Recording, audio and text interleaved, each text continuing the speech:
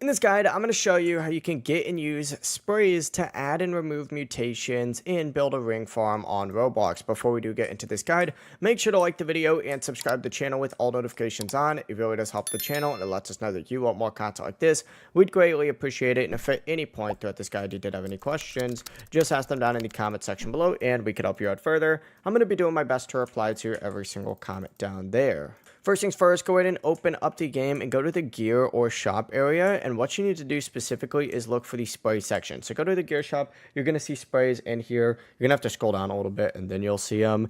And essentially what you need to go ahead and do is find the different sprays like acid spray, auto spray, void spray, frozen spray.